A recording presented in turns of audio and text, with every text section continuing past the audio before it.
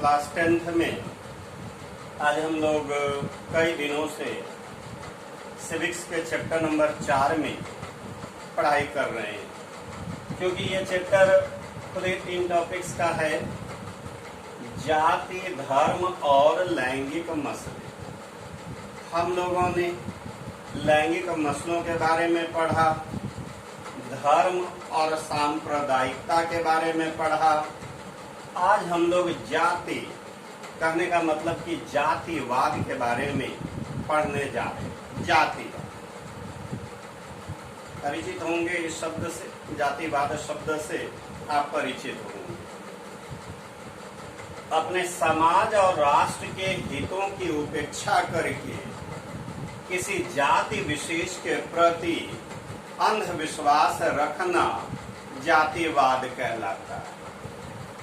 समाज और राष्ट्र के हितों की उपेक्षा करके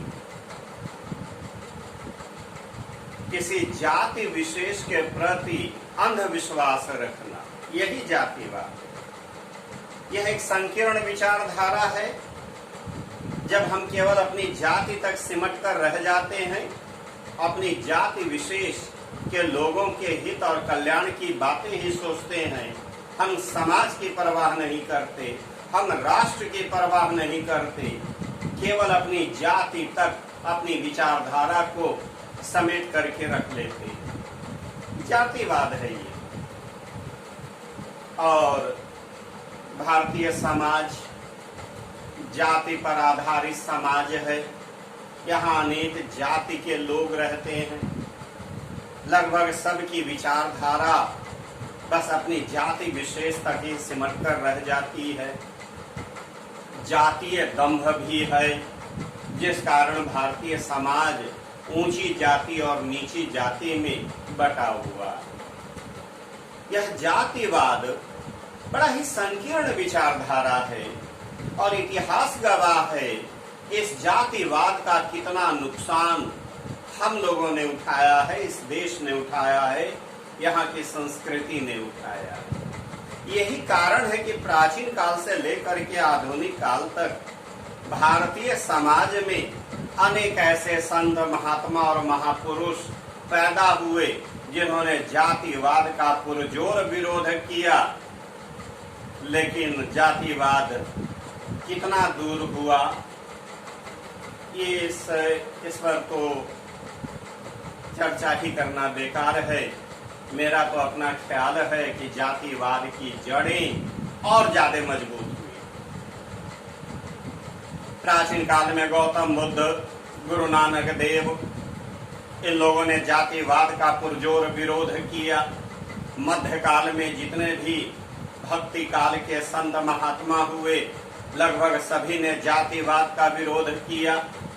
आधुनिक युग में राजा राम मोहन राय, दयानंद सरस्वती जैसे महापुरुष पैदा हुए, इन्होंने जातिवाद का विरोध किया।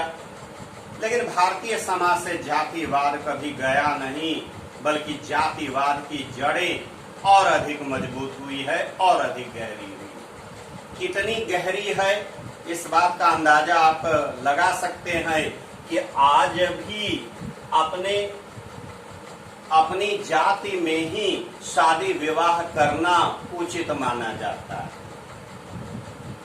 जो शादी विवाह होती है वो जनरली अपनी ही जाति के लोगों में शादी विवाह करना उचित माना जाता है, सम्मान सूचक माना जाता है। जाति से बाहर निकल करके शादी विवाह करने की कल्पना कोई नहीं करता। हालांकि संविधान के अनुच्छेद 17 के द्वारा अस्पृश्यता को दंडनीय अपराध घोषित कर दिया गया, छुआछूत की प्रथा को समाप्त कर दिया गया। लेकिन जमीनी हकीकत क्या है कि आज भी छुआछूत जैसी प्रथाएं हमें देखने को मिल जाती हैं। हम अपने ही भाई बंधु को, हम अपने ही समाज के एक अंग को अछूत मानते हैं। उनके साथ किसी तरह का सामाजिक संबंध नहीं रखते। यह छुआछूत की प्रथा एक जातिवाद का ही उदाहरण है, जो केवल हमारे भारतीय समाज में देखने को मिलता है। जातिगत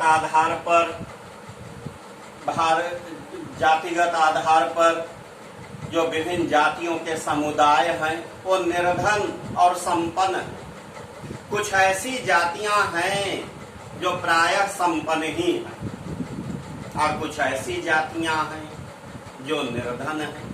यानी कि जातिगत आधार पर कुछ जातियां संपन्न हैं और कुछ जातियां निर्धन हैं। यह जातिवाद का एक उदाहरण। जातिगत आधार पर हमेशा से भारतीय समाज में कुछ समुदाय को तो दबा करके ही रखने का प्रयास किया गया। सिर्फ उनका दोष यह है कि वो एक खास जाति है, उन्हें उभरने का मौका नहीं दिया जाता। तो भारतीय समाज में जातिवाद की जड़ें काफी गहरी है, जिसको हम इन उदाहरणों के माध्यम से समझ भी सकते हैं और जमीनी हकीकत में देख भी सकते हैं।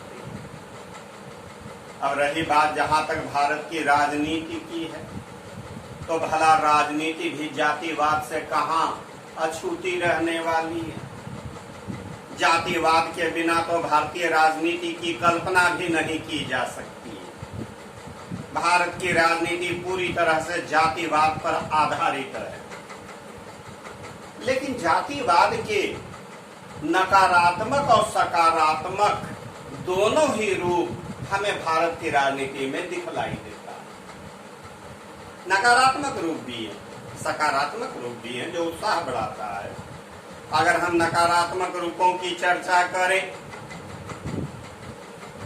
तो जातीय समीकरण को देख करके राजनीतिक दल चुनाव के समय अपने उम्मीदवारों का चयन करते हैं। जातीय समीकरण को देखकर कि भाई किस क्षेत्र विशेष में किस जाति विशेष के लोगों का प्रभाव अधिक है, इस बात को ध्यान में रख करके राजनीतिक दल अपने उम्मीदवार का चयन करते हैं ताकि जाति विशेष के लोगों का वोट उन्हें मिल जाए और आसानी से चुनाव जीते।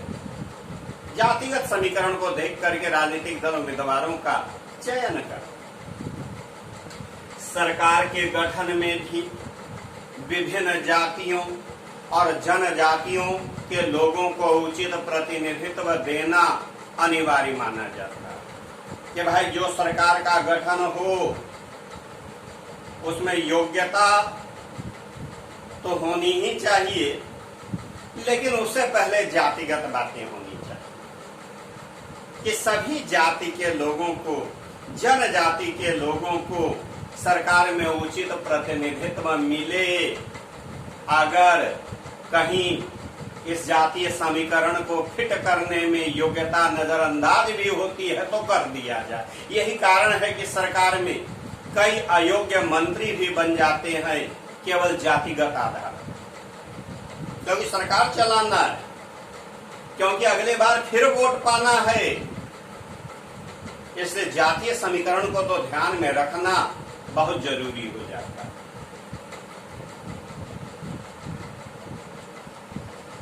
चुनाव के समय सभी राजनीतिक दलों के उम्मीदवार अपनी जाति के लोगों का वोट पाने के लिए भावनात्मक अपीलें करते हैं। अपनी जाति के लोगों का वोट पाने के लिए भावनात्मक अपीलें करते हैं कि भैया हम आपकी जाति के हैं, हमें वोट देना बहुत जरूरी है, न हमारी जाति बदनाम हो जाएगी, हमारी जाति पिछड़ जाएगी, इसलिए आप हमें ही वोट डालिए क्योंकि हम आपकी जाति के हैं। इस तरह की भावनात्मक अपीलें की जाती है वोट पाने के लिए। अब कुछ राजनीतिक दल तो कुछ जातियों का अपने आप को मसीहा मानते कि भाई हमारा जो राजनीतिक दल है वो एक खास जाति के लोगों का दल है और इस खास जाति के लोगों को चाहिए कि वो सिर्फ और सिर्फ आंख बंद करके केवल हमें ही वोट दे, क्योंकि आपकी जाति का उद्धार अकेला हम ही कर सकते हैं, दूसरा कोई नहीं कर सकता। और ये राजनीतिक दल कुछ जातियों का अपने आप को मसीहा मान। तो ये है जातिवाद के नकारात्मक रूप जो हमें भारत की राजनीति में साफ साफ दिखलाई देता है। तो जातिवाद के बिना हम भारत की राजनीति की कल्पना नहीं कर सकते, मगर कुछ सकारात्मक रूप भी हैं जो हमारा उत्साह बढ़ाते हैं।